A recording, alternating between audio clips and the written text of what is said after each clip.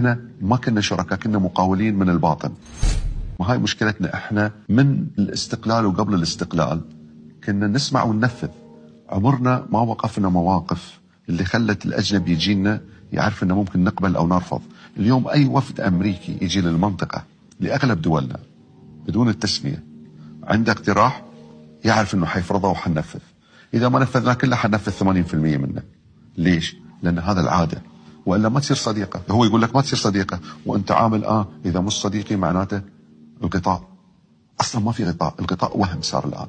الغطاء المهم في رايي انا بعد كل الخبره اللي مريت فيها بكل تواضع هو شعبك، هو قوتك في الداخل.